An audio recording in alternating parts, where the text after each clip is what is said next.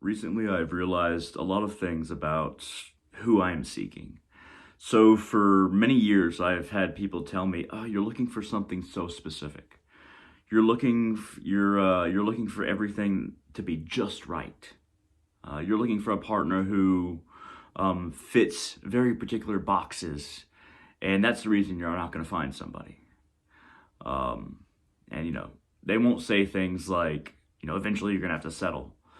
But I've realized that I think I'm willing to settle more than other people, but not in one key way. And I'll explain what I'm talking about. So, um, you know, when we look at regular relationships, people settle in a number of different ways. Is this person nice enough for me to get along with? Do I get along with them pretty good?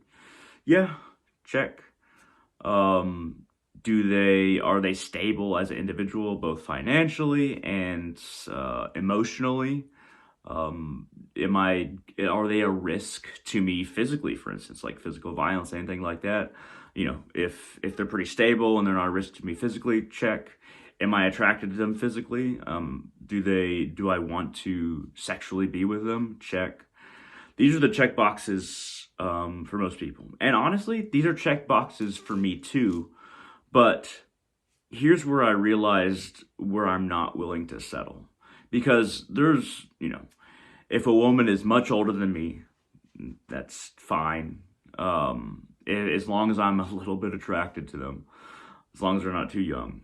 I'm 32, so even if a woman was 18, that'd be still too young by years for me. But so age thing, older's good and not too young, obviously. Physical attraction, some there. You know, emotional stability, some there. Usually, emotional stability also comes with some kind of spiritual inquiry, which we're also going to get into. And it's money's not a huge factor for me. Financial stability is not a huge factor for me. So in these areas, I'm kind of similar to how a lot of people would be willing to settle. Find somebody that you can be with because there's a hole within yourself that you need to fill with somebody else. Because we all like to have those physical comforts. We all like to have those, whether it be sex, cuddling, kissing, being close to somebody, feeling the warmth of somebody else's personality. We all want those things as human beings, and we have a physical drawing to those things and a desire to have that in our lives just naturally, biologically. And this leads a lot of people to make a lot of various unintelligent decisions a lot of the time.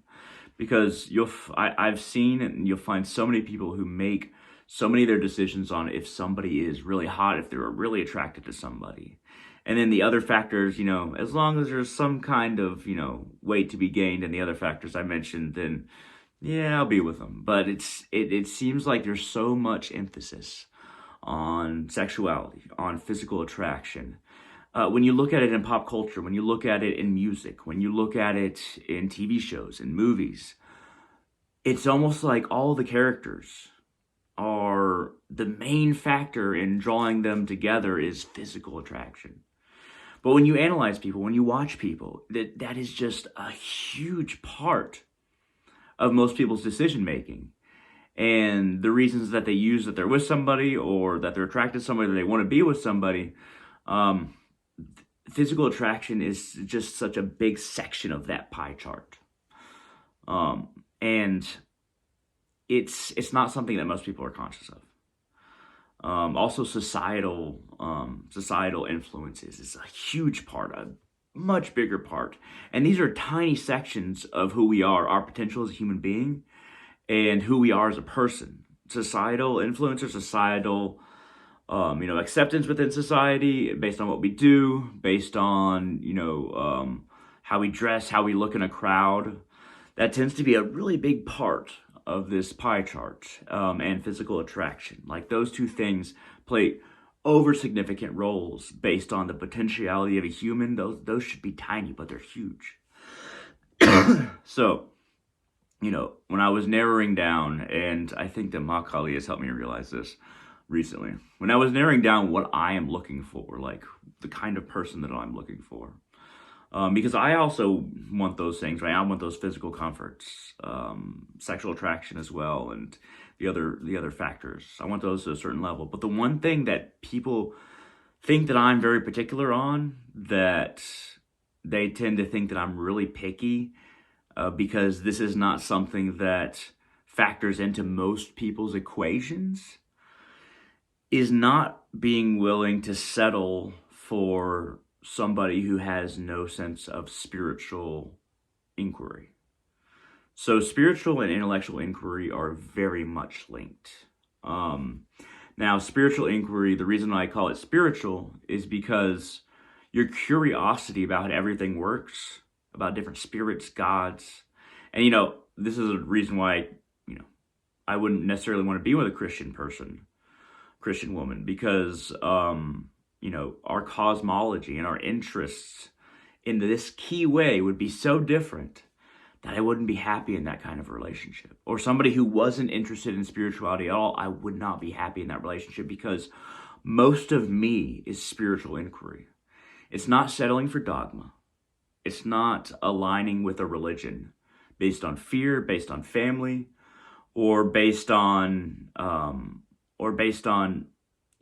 going with the trends of a society. And most people are Christian in the United States, obviously, and in North Texas where I live, most people are Christian.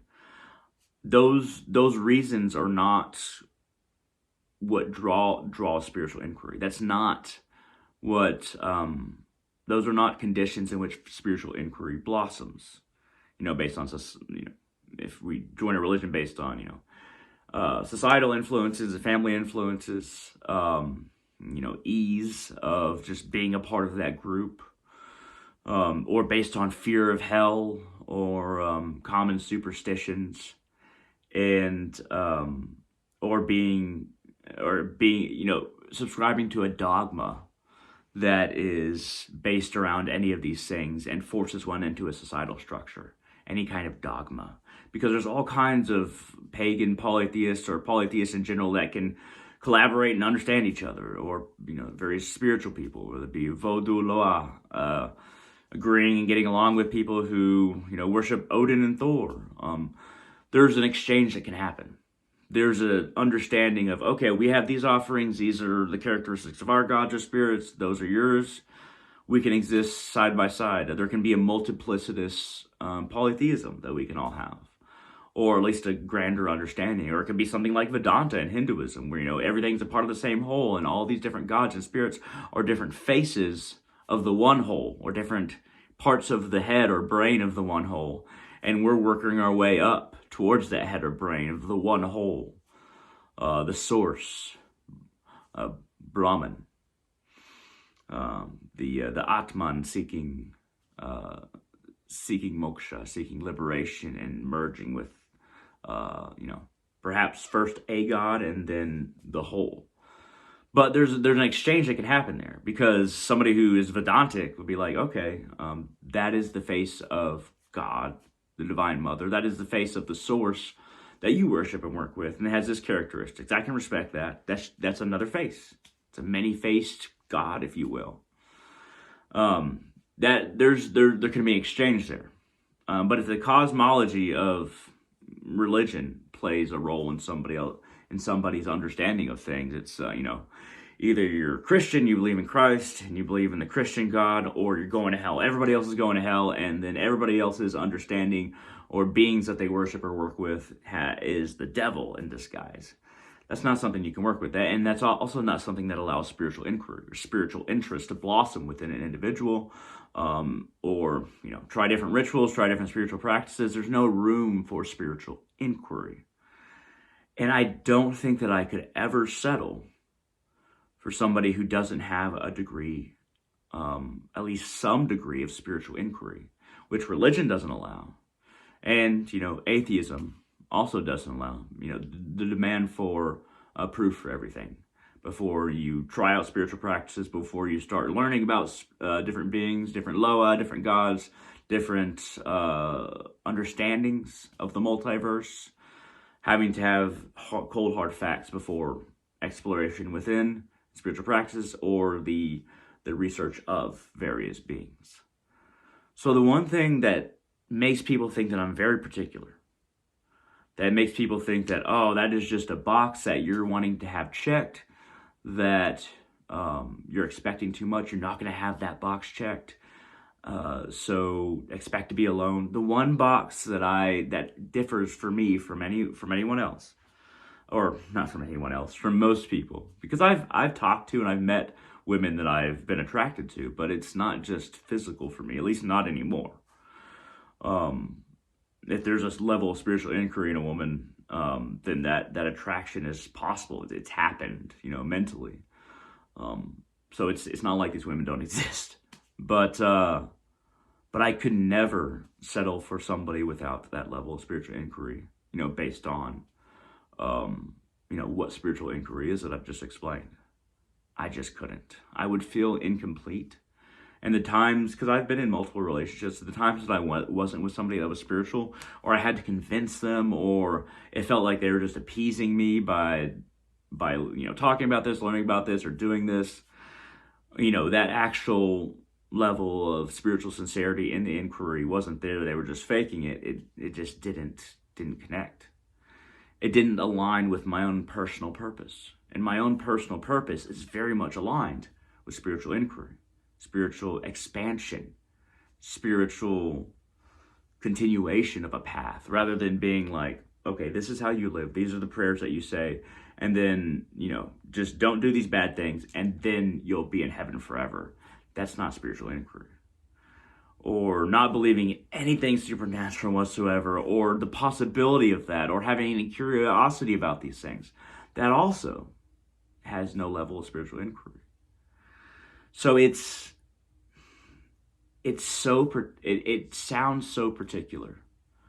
But I think that some of us, so this is going to sound a little bit egotistical, but I think that some of us are ahead of the curve, and we just are not attracted to, or do not feel like we can settle for people who have not begun a little bit that swing of spiritual liberation from the confinements of one's own identity, head, and societal placement and influences, and has no curiosity about this kind of any kind of spiritual expansion. And I've met other people who also do not want to settle for anything less than a certain level of spiritual inquiry from a partner, from a husband, from a wife, from a girlfriend, from a boyfriend, or a non-binary. I actually don't think it's not too much to ask. I just know that the lack of completeness, the lack of wholeness that I feel without my spirituality, without my level of spiritual inquiry, extends to not being attracted to somebody who is also not filled in the same way. If somebody is not filled in the same, it doesn't have to be the same gods, it doesn't have to be the exact same understanding, but if someone is not filled in the same way that I am, their connection to me feels hollow, because so much of who I am is filled by this. And I don't think that's too much to ask. At any rate, thank you very much for watching. I hope this was interesting. I hope this wasn't just me ranting about myself, and that you actually got something from this. Do you expect a certain level of spiritual inquiry from a partner? Or does that just seem like too specific, or like there's just not enough people out there, you'll never find somebody? More than willing to hear your thoughts. Like this video, hit that thumbs up down there. It really helps out the channel. Feel free to comment. Once again, even if you don't agree with me at all, even if you're like, oh, you're never going to find somebody or something like that, or you have your own experience to share. I'd love to hear your comments in the comment section below, and feel free to share this whatever you like. At any rate, thank you very much for watching. I hope that you have either found the person that you're looking for, or you're going to find them and you have a plan to find them, or you're happy alone. And sometimes, and I've come to this realization as well, I know I'm kind of fitting this in at the end, but I have begun to understand myself to a degree where I can be satisfied alone if that hole within me, I'm not going to substitute any kind of other kind of thing to fill that hole. I'm looking for somebody with spiritual inquiry, it's important that you understand what you're looking for and not settle for something that would not make you feel like yourself. So if you want to find somebody, that's fine. If you're good alone, be alone. But never settle for the wrong kind of material that would fill your heart and being. Thank you very much for watching, and I hope all of you have a wonderful day.